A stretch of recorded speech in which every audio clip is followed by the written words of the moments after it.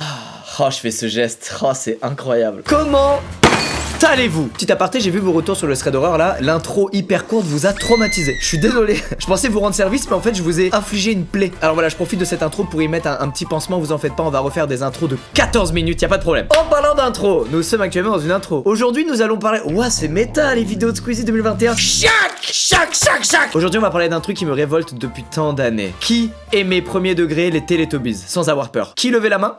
Vous vous désabonnez, ça sort. Du balai. J'ai regardé une fois les Teletubbies quand j'étais petit et je m'en souviens encore, mec. Tout m'a traumatisé. L'ambiance du truc, la gueule qu'ils ont, leurs mouvements bizarres, le bébé soleil, rien ne va. Bon, blague à part, je comprends que ça ait séduit beaucoup d'enfants, mais je faisais pas partie de ces enfants-là. Et d'ailleurs, il y a un autre dessin animé comme ça où j'ai jamais compris. Lui, je crois, il me faisait encore plus bader que les Teletubbies. C'était Angela Anaconda. Ça vous dit un truc ou pas? Je crois que ça a moins marché que les Teletubbies en vrai en France, mais putain, je l'avais vu passer ce truc-là. Ça m'avait mis mal. Bref, aujourd'hui, je vous ai préparé une petite sélection de 4 shows pour enfants que je trouve terrifiants et glauques. Vous êtes pas obligé d'être d'accord avec moi, mais franchement j'ai des trucs à raconter sur ces 4 shows. C'est parti. On va commencer avec le plus soft. Les fans d'animé, quand je vous dis adaptation live action, vous gerbez. Je me souviens à l'époque il y avait une adaptation de DBZ justement live action. Dragon Ball Evolution. Moi j'avoue j'ai du mal et je crois pas que ce soit systématiquement parce que l'adaptation est mauvaise. Je crois juste que c'est trop bouleversant d'être amoureux de ce personnage depuis des années et d'un coup qu'il devienne ce gars dans la vraie vie. Dans mon cas, la dernière que j'ai vue c'était l'adaptation Netflix d'ailleurs de Death Note, qui est un chef-d'œuvre à côté de ce que je vais vous montrer. Connaissez-vous le dessin animé Pierre Lapin? Si vous avez grandi dans les années 90, ça vous dit sûrement quelque chose. C'est good vibes et la mignonneté des animaux versus des petites histoires à droite à gauche avec une petite sauce de morale. On adore ça quand on est enfant. Mais ils sont allés trop loin. J'ai donc enquêté et j'ai vu qu'il y avait eu un film live action de Pierre Lapin. Oh les petits animaux mignons qui dansent en cercle. Mais rien du tout. On dirait qu'ils célèbrent la fin de l'humanité après les avoir anéantis. Ça c'est libre à la sensibilité de chacun, mais moi ça m'a toujours mis mal à l'aise, ça m'a toujours fait grincer des dents de faire des créatures mi-humains, mi-animales. Je trouve ça bizarre. Regardez là par exemple c'est des bras et des mains d'humains qui piochent dans la nourriture et sur le plan d'après, oh bah en fait ils ont tous une tête d'animal. Mais ça c'est le plus soft. Là je vais vous parler d'un vrai truc que j'ai découvert qui est terrible. Vous connaissez tous Monsieur Patate, célèbre personnage du film Toy Story. Il est attachant, il est charismatique, il est sympa, rigolo, on l'adore. Toy Story 1 est sorti en 1995. Sachez qu'en 1998, les enfants ont eu le droit à une série américaine qui s'appelait Mr. Potato Head Show et dont, évidemment, Monsieur Patate était le personnage principal. En gros, dans la série, Monsieur Patate, il va essayer avec ses potes cuistots de monter une émission de télé, sauf qu'il leur arrive plein de mésaventures. Pourquoi pas, en vrai? J'ai envie de voir. La série commence à être diffusée le 12 septembre 98 et le 16 février 99, c'est ciao. On est sur 5 mois d'existence, c'est très rapide pour un personnage comme Monsieur Patate. Eh ben non, ça a pas du tout marché. Du coup, les producteurs, ils ont décidé d'en faire un film. Un film sur pourquoi le show s'est arrêté. Mais pas du point de vue de l'équipe qui a travaillé dessus, etc. Pas du tout. Du point de vue de Monsieur Patate. C'est hyper méta comme idée, je trouve. L'idée est bonne en vrai. Le film l'est pas trop. Honnêtement, j'en rajoute pas. Je vous assure que c'est de loin le truc le plus bizarre destiné à des enfants qui ait jamais été créé. Ne vous en faites pas, je vais vous résumer ce film en quelques minutes. L'intrigue du film commence sur un programmateur télé qui annonce à Monsieur Patate l'annulation de son émission télé. Oh, je suis machiavélique. Je fais ce geste pour que vous le compreniez bien, hein, n'est-ce pas? Monsieur Patate est alors dévasté. Il remet toute sa vie en question et là, il a une vision de fou. Une cuisinière apparaît et lui fait réaliser qu'il doit s'accrocher parce que sa raison de vivre, c'est de faire son émission avec ses amis. Monsieur Patate apprend la triste nouvelle à son équipe et l'un d'entre eux, qui apparemment est une part de quiche pas très fraîche, n'accepte pas la situation et décide de voyager dans un monde parallèle où le show ne serait pas annulé. C'est clairement un bon moyen de résoudre ses problèmes.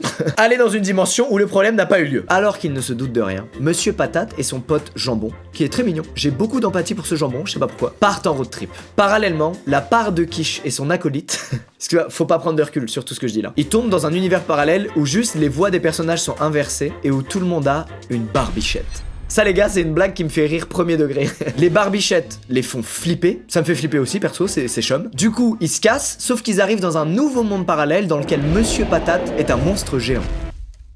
Et pourquoi pas? Pourquoi pas? Parallèlement, Monsieur Patate et son pote le jambon, ils atterrissent dans l'espace. Ça arrive. J'en ai vu 2-3 comme ça sur une aire d'autoroute atterrir dans l'espace. Et c'est là que le jambon a un flashback de la fois où il s'est fait kidnapper par des aliens qui l'ont torturé en lui faisant écouter de la cornemuse.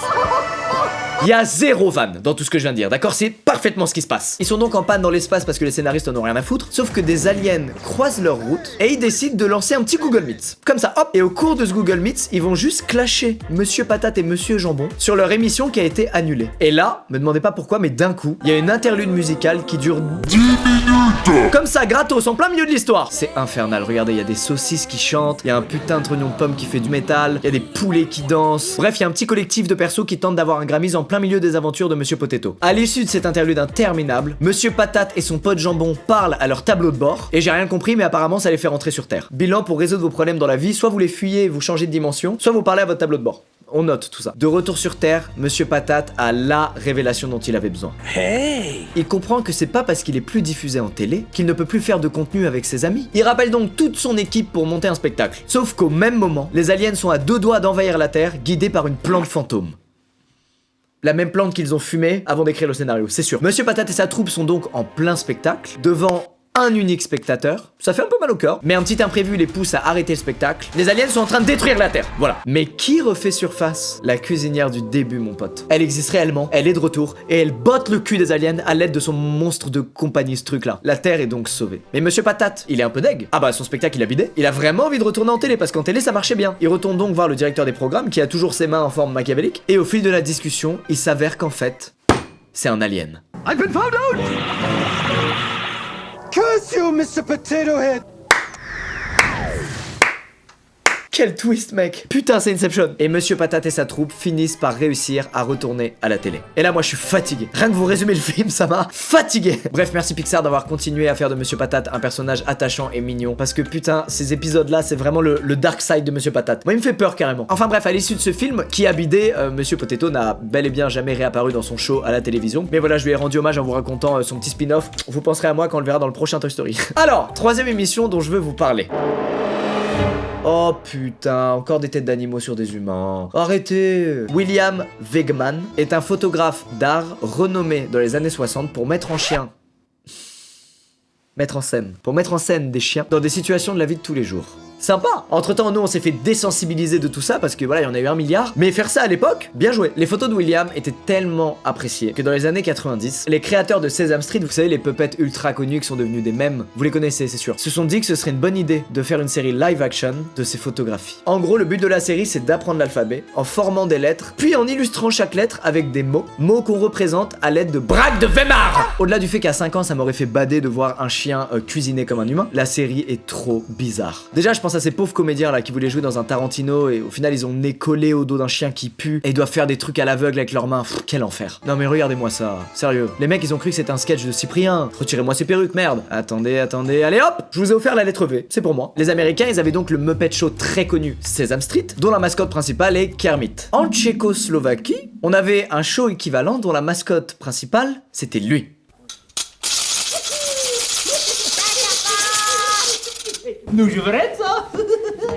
Il fait tellement bader. Excusez-moi, mais les mecs qui l'ont créé, ils avaient vraiment juste une housse de couette quoi dans leur atelier. Attends, un moment, on est à 2 doigts du déguisement d'Halloween du fantôme là sous le drap. C'est super grave. Son nom c'est Ratafak Plashta, ce qui veut littéralement dire la couverture au gros nez. Au moins c'est honnête. Et là il y a une douille que j'adore, c'est qu'à l'époque Ratafak, il y a déjà des gens qui le trouvent un peu creepy, et le créateur aurait répondu qu'il l'a intentionnellement fait creepy, car il était avant-gardiste. Tiens donc, quand vous faites un truc claqué, n'hésitez pas, dites non mais c'est parce que je suis avant-gardiste, tu peux pas comprendre. Alors Ratafak c'était l'un des personnages d'une émission télé un peu comme Casimir chez nous pour ceux qui connaissent. En gros t'as un présentateur, t'as des enfants qui sont invités et puis t'as des marionnettes comme ça qui interagissent avec le tout. Et dans ce show là d'ailleurs t'avais pas que Ratafak, t'avais 7 mains soleil qui est clairement sous LSD et qui est sûrement la grand-mère du bébé soleil des Teletubbies. Počkaj, Ratafak, ja som vám tu priniesla so sebou sneh pre istotu, aby sme si to mohli všetko ukázať. J'ai l'impression que c'est la vidéo d'introduction d'une secte. Je suis très peu à l'aise. Juste ici, c'est Ratafak qui se fait chier, hein, clairement, pendant l'émission. Il médite, il est en train de se faire un avis sur le film de Mr. Potato. Juste ici, il est mis en scène en train d'enterrer un gosse. J'ai bien l'impression. Comment un enfant à l'époque pouvait l'adorer? Eh ben, croyez-moi, il était tellement aimé qu'il a même eu le droit à son propre clip de musique dans lequel il danse.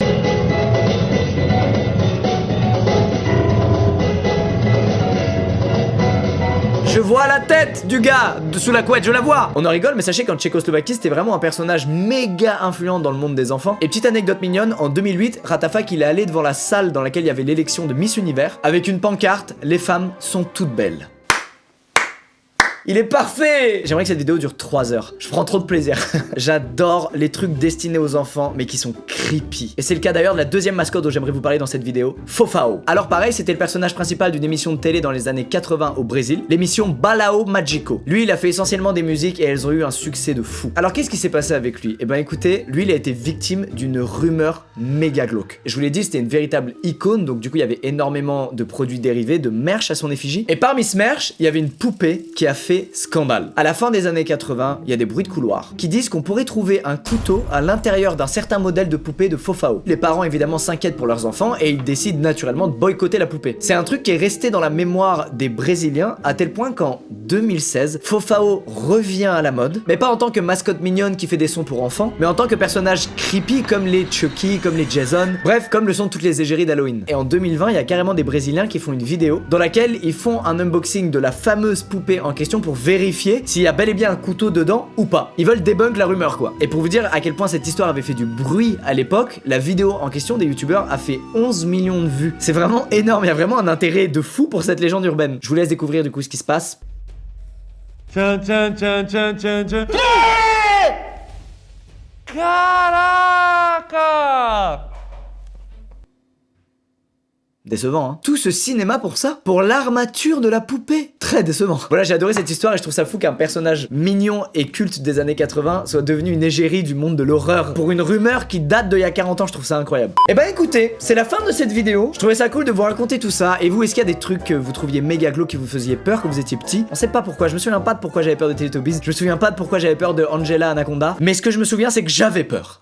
J'aimerais trop me remettre dans la tête du moi quand j'étais enfant, genre essayer de comprendre pourquoi j'avais peur de telle et telle émission et pourquoi un autre n'avait pas du tout peur. Bref, j'espère que ça vous a plu. Je tombe sur des trucs, je me gênerai pas pour vous raconter les trucs que je découvre. À très vite dans une prochaine vidéo et oui, vous êtes fan de lui, je sais. C'est normal. Il y a un truc.